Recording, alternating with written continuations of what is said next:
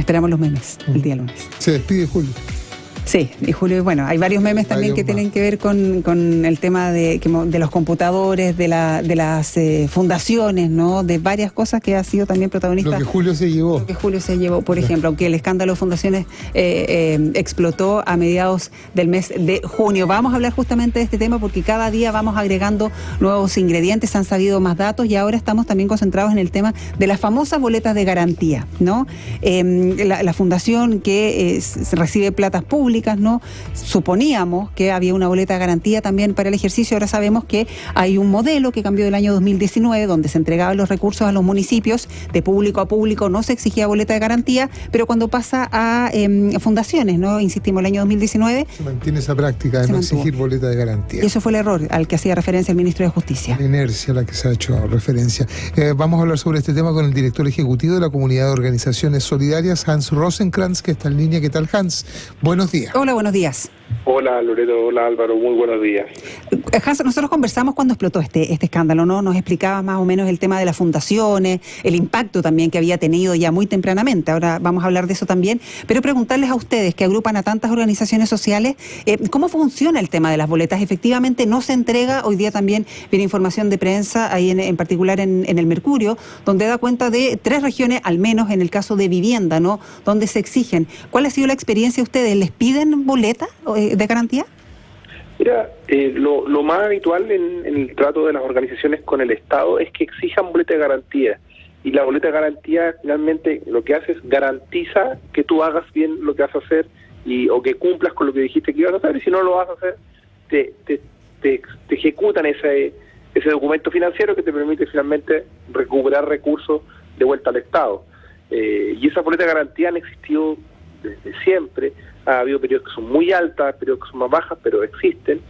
Ahora lo que está tal vez en el fondo de toda esta conversación es que existe poca regulación para que el Estado sepa qué hacer.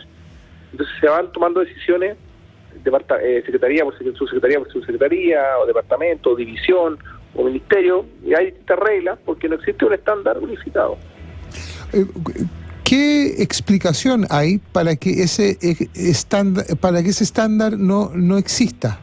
Porque si uno va a contratar con el Estado, si se contrata con el Estado, uno supone que va a haber un rigor dado que hay fondos públicos que están involucrados y hay objetivos de interés público que se pretenden perseguir en nombre de lo que uno llama, ¿no es cierto?, el bien común. ¿Qué explica que esas cauciones no existan, o que esa debida diligencia en cautelar el objetivo y el correcto uso de los fondos no exista, que sea tan laxo, ¿no? No, de todas maneras, o sea, esto no es lo habitual. Lo habitual es que sí se exige. De hecho, ustedes mencionaban en la previa, sí, esto pasó que se mantuvo la inercia entre público y público, y la inercia, igual yo diría, ¿por qué no tiene que haber garantización de que se va a cumplir el debido proceso, así sea un municipio o una fundación? Al final, el resultado es el mismo. Nosotros queremos que los recursos públicos lleguen a las personas que lo necesitan y puedan tener una mejor condición de vida. Entonces, lo importante es que esto sí se establezca. Oiga, no es una obligatorio. Clara.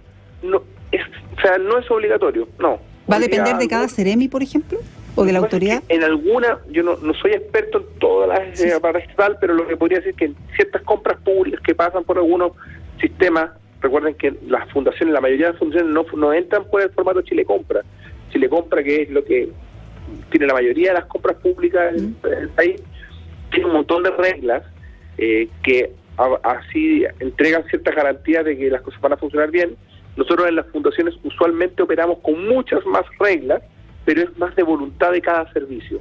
Entonces, en este caso en particular se dio que no implementaron las reglas porque no está en la obligación de hacerlo, que es un poco frecuente, y bueno, las consecuencias están a la vista también de que cuando una persona, de alguna forma, hay un trabajo que tal vez no está bien ejecutado, no está bien hecho, se ejecutó o se adjudicó por la manera incorrecta, no tienes cómo garantizarlo ni cómo controlarlo. Entonces, yo no diría no hay ninguna explicación para que no se haga.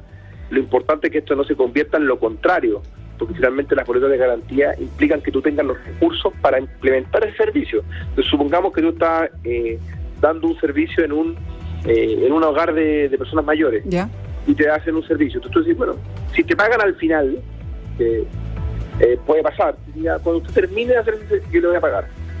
Tú no tienes mucho que garantizar porque tienes el control del pago en la medida que lo tiene el Estado, porque paga cuando se ha terminado, ex post.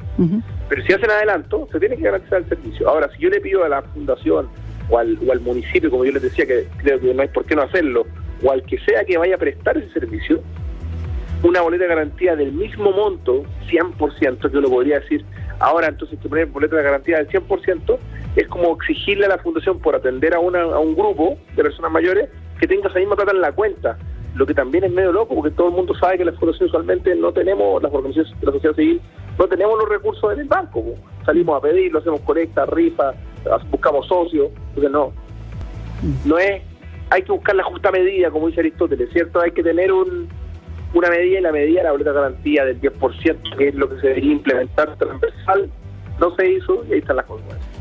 Claro, o sea, ahora a raíz de este caso, ¿no? De este escándalo que se ha ido desmenuzando y analizando, investigando algunos casos, porque claro, si es como tú nos dices que, o como ya hemos ido sabiendo, ¿no? Que no es obligatorio, que va a depender de cada seremio, de cada ministerio, cuál sí, cuál no, uno también podría pensar que va a depender también de cada fundación. A esta fundación le pido y a esta fundación no, o sea, podría seguir creciendo muchísimo más, al menos desde el 2019 hasta ahora.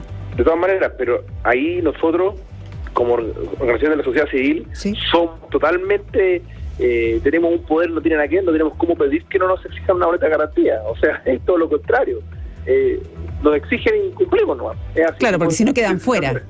Exactamente. Pero en el caso, siempre en el caso, exacto, siempre en el caso de que quien les va a entregar la plata, en este caso la autoridad, la exija o no, porque puede una autoridad que no la exija.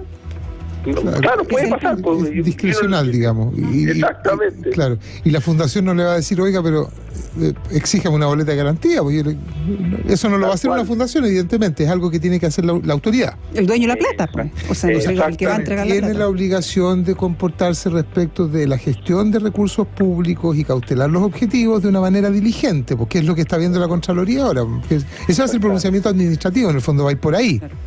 Claro.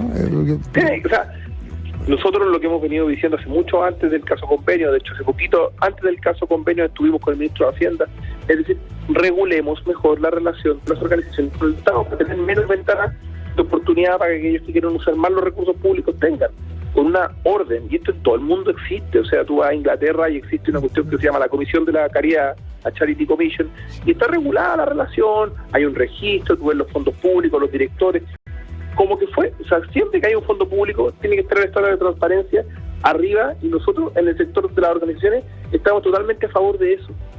Existe en Australia, existe acá en Argentina, existe en Canadá, o sea, tenemos que ir hacia allá. Para ir terminando, lamentablemente se nos va el tiempo, pero cuando hablábamos del impacto que estaba teniendo a esas alturas, ¿no? En algunas fundaciones, ya ha pasado con todo este tiempo, bueno, hemos visto varios casos, ¿no? de fundaciones emblemáticas que dicen, ojo, nos están bajando los socios, nos están bajando los aportes, también pagan justos por pecadores finalmente. ¿Cuál es el balance que pueden hacer ustedes? Mira, estamos en un momento que ya pasó el terremoto, o sea, esto ya es muy complicado, trae hartas consecuencias y hemos visto que se ralentizan todo tipo de convenios, alianzas, entrega de fondos desde las personas, las empresas, los gobiernos regionales, los municipios, o sea, todo esto levantó sospechas y finalmente puede que en el mediano o largo plazo se ajuste a lo que corresponde desde sea, pero por ahora está todo el mundo asustado y con muchas precauciones respecto de qué hacer y qué no hacer, porque tampoco tienen un marco normativo que seguir, ¿cierto? Es su criterio. Ese es el tema, sí. Y eso los mantiene a todos vulnerables, da lo mismo el estamento público. Entonces, es urgente que la comisión que está hoy día trabajando, la Comisión de Probidad, logre despachar un buen acuerdo,